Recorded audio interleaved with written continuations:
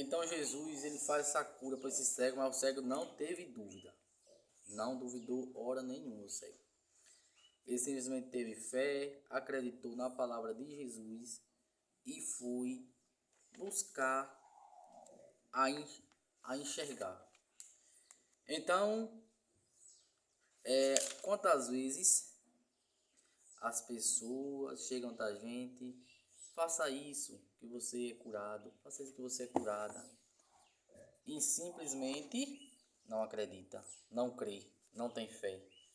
Então, quando a gente não passa a acreditar, não passa a ter fé, o milagre não acontece. Porque para acontecer é preciso ter a fé. Sem fé nós não tem como chegar a canto nenhum.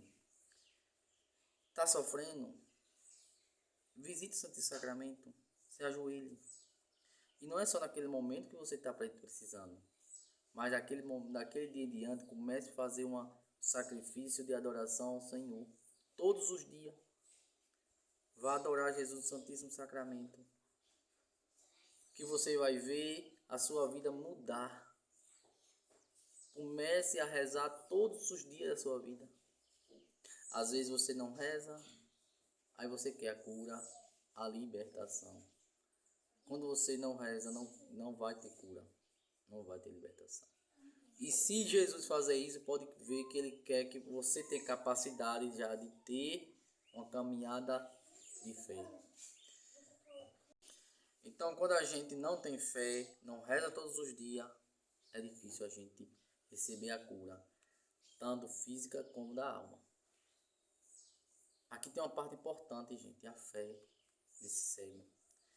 Ele não duvidou, ele não perguntou quem era Jesus. Às vezes você, por exemplo, chega uma pessoa, né, na nossa casa, um mendigo, ou quem for, aí fala assim pra gente, reze, comece a visitar o Santo Sacramento, comece a obedecer as orientações que Jesus fala, os 10 mandamentos, ler a Bíblia. A gente fala assim, esse fulano, esse ciclano, ou essa fulana, essa ciclana, vem aqui em minha casa querendo me ensinar. Não é isso, não. Ali é Jesus que, através daquela pessoa, foi dar essa palavra. Então você não pode pegar, por exemplo, eu estou aqui conversando com você. Eu sou igual a você, pecador, eu erro, eu acerto. Eu faço as coisas normal que qualquer uma pessoa faz, ser humano. Mas quando Jesus está me usando aqui é Jesus me usando para falar com você. Não é eu em si querendo falar com você dessa palestra. Eu não tenho a capacidade disso. E não tinha nem tenho. Mas Jesus, olhando de alguma forma, tendo compaixão e piedade de mim, está usando eu para poder falar com você. Aí você acha porque eu sou pecador igual você, carnal, acha que muitas vezes você acha que não tem capacidade nenhuma de Jesus falar comigo. Então, aí você está negando o profeta. Porque toda pessoa batizada é um profeta. Quando a gente fala em Deus, proclama a palavra a Deus e segue as orientações de Deus, somos os profetas. Só o profeta falso é aquele que ensina a doutrina errada. O profeta falso é aquele que pega a palavra de Deus e interpreta de qualquer jeito. Diz para você assim, pode fazer isso, não tem problema, pode fazer aquilo, não tem problema. Então esse é o profeta falso. Mas todo aquele profeta batizado e que crê em Jesus, fala para você, te dá experiência do que ele teve e tem, a realidade, mesmo molindo na sua ferida, naquele machucado, naquele vício que você tem. Ali é um profeta falando para você. Mas ao mesmo tempo é Jesus usando aquele profeta para falar com você. Porque Jesus não vai vir untar você pessoalmente, não vai vir untar mim pessoalmente, vai usar pessoas. Então o evangelho de hoje, Jesus era um ser humano que nem você. Hoje não, hoje ele está em espírito, em verdade. Mas Jesus era que nem eu e você, carnal, físico. Ele só não tinha o pecado. Jesus só não teve o pecado. Mas ele fazia tudo o que um homem, um ser humano fazia. Eu estou falando não é coisa errada, eu estou falando coisas que física. Se alimentar. Jesus também brincou, trabalhou com seu pai. Jesus teve uma experiência de vida carnal. Repito, não em pecado. Jesus foi sem pecado, só teve isso diferente de nós humanos. Mas ele sentiu dor, chorou, sorriu, gritou e cantou. Então, Jesus, ele vem agora através de pessoas. Jesus não vai vir através de só, quando ele veio em forma humana novamente, ele não vem. Ele vem agora usando pessoas, os profetas. Ele está na vida do profeta. Ah, mas vamos supor assim, tem o padre, tem o ministro. Eles são profeta.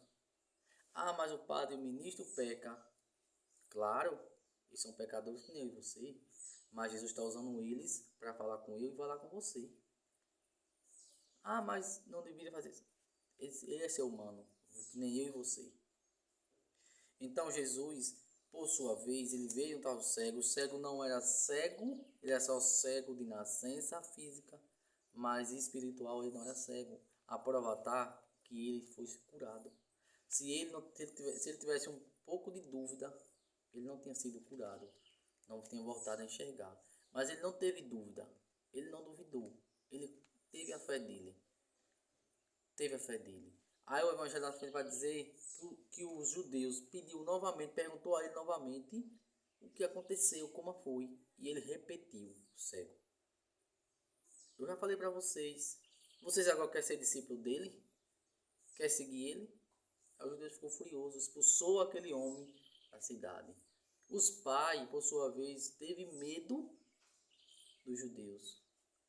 Por que ele teve medo? Porque os judeus, aquelas pessoas que seguiam Jesus, era expulso da cidade. Então os pais do cego falou, ele nasceu cego, mas agora ele é maior de idade, ele pode responder por si mesmo.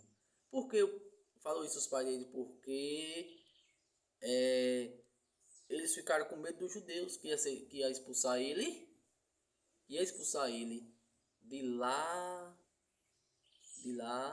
da cidade. Então, para os pais não ser expulsos da cidade, ele falou, interrogue ele é maior de idade, que o cego era maior de idade. Então o cego, por sua vez, não teve medo, não teve vergonha que a gente tem, com medo de ser rejeitado por pai, por mãe, por vizinho, por parente. E a gente não pode ter medo de ninguém, rejeitar Jesus por causa de ninguém. Quem quiser seguir, siga. Eu ainda falei na outra, eu acho que foi ontem, eu falei assim, olha, se as pessoas, todo mundo, seguir outra doutrina, outra religião, você que é católico, nunca deixe de fazer isso por causa dos outros.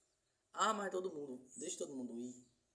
Mas a gente é católico, temos que ser raízes. A gente não pode deixar de maneira nenhuma de amá-lo e adorar o Senhor e falar a verdade.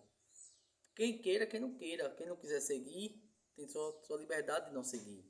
Quem não quiser obedecer, tem sua liberdade de não obedecer. Todos nós temos liberdade. Eu estou aqui, liberdade. Se eu estou aqui pregando é porque, com liberdade, Jesus me escolheu, mas eu disse sim para ele. Estou aqui. Mas também eu posso, se eu quiser deixar de fazer isso aqui, eu não posso deixar. Mas eu não posso, que nem eu quero ser seguidor, respeitar e amar Jesus acima de tudo. Eu tenho que falar a verdade, doa quem doer. Quem quiser seguir Jesus, que siga. Mas quem não quiser, também pode deixar. Não tem problema. Só que vai ter as consequências, não é nessa vida, é na outra vida, quando morre. Por quê? Porque lá é para sempre no inferno. Não tem negócio mais de voltar atrás. Então, quando tiver vida, se voltar para Deus, vai alcançar o céu, a eternidade, vai ser feliz. O resto da vida lá não vai morrer mais. Mas quem não obedecer, não seguir Jesus, vai para o inferno, vai sofrer o resto da vida. É só sofrimento no inferno. Então não vai ter mais volta, não vai ter mais liberdade. Mesmo que queira seguir Jesus, não vai ter mais como se morrer. Louvado seja Jesus Cristo, para sempre seja louvado.